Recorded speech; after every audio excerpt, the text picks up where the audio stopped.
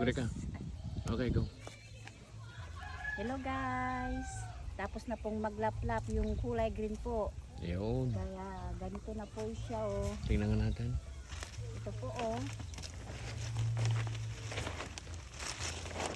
Kasi sinasabi nila na kapag hinarvest mo na daw yung dahon, pwede na daw yon. Pera na daw yon. Hindi pa po, tutusukin pa po, tsaka igaganito po para ano na. Pag ganito na po, ready na.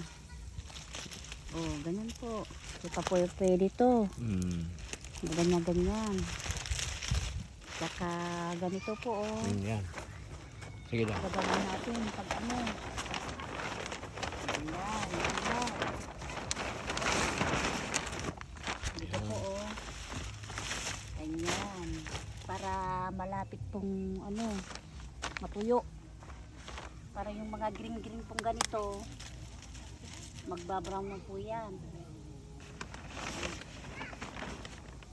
Okay. Dami oh guys oh. Yan. May mga tabako rin tayo dito, no? Tapos may mga nakalimlim dito, no? Opo. Ayun.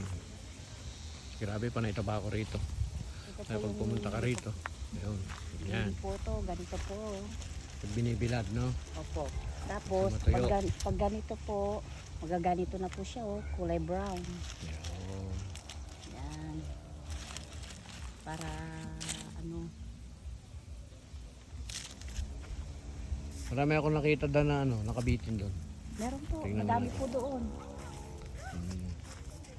Tingnan nga natin. Ano mo na idama natin?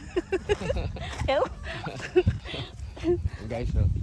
Yan yung mga tabako na medyo malapit-lapit ng ilimlim. Sabi mo.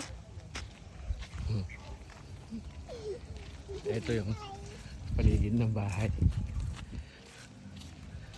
Ayan. Tingnan natin yung mga iba pang nakasabit. Oh.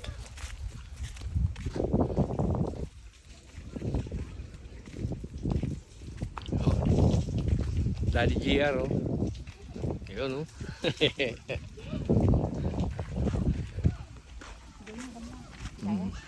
Yun oh. Punta na. Oh, ito guys, oh. Pwede na po itong ilimlim. At pwede na po itong ibenta. Kaya makikita na po yung ating pag-aalaga sa tabako. Yan. Kaya sipag at tiyaga lang po. Bigas? Hindi. Puno. Abono. Guys oh. Kaya mamaya po maglilimlim po tayo para pwede na pong ibenta. Ayan. Pero walang presyo eh. Wala pa pong presyong tabako ngayon eh. Oo. Maano pa? Ayan guys oh. Meron pa doon, di ba da? Meron pa po doon. Guys oh, papakita ko sa inyo. Mga nakalimlim. Pakita mo dahil. Ayan oh. Oh. Ito yung mga bagong tusok. Pwede nang ilimlim yan.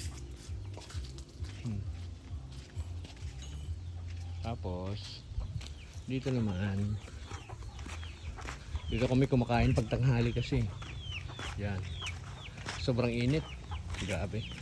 Ito naman ready for ano na yan, Ready to benta na yan. benta na po to. Nada na. Ito po. Oh. Yan. Sa wakas, thank you Lord. Magkakapera rin tayo.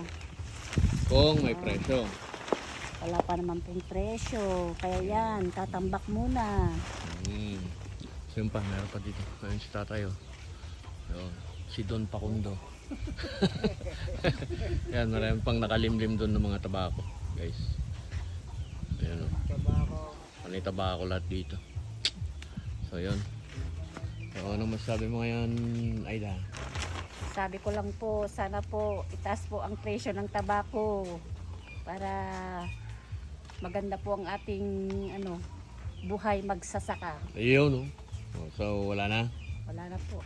Okay, sige. Ayan po mga kaibigan. At nakita ho ninyo na kapag yung hinarvest nyo po kasi yung mga tabako, hindi pa yun pwedeng mabenta. Ito yung bahay ho. Kailangan may butas kasi nga prone po dito yung baha. Taka wala pang pera pagpagawa. Ay, ganito ho yun. Pag natusok, kailangan mong ibitin at antayin na matuyo. Diba da? Opo. And then pag natuyo, ililimlim mo pa yan Ilimlim muna, ng mga 3 tapos days. bundle na. Oh, yan. So, Pera ganyan. na yan. Yan, mga ganyan. Pero may mga ano pa yan. May mga green pa na mga ting-ting niya. Yung mga So, hindi pa stick. pwede. Oh. So, nakasabit lang yan. At pwedeng-pwede na yan. Okay, so wala ka nang ibang masasabi da? Okay, no?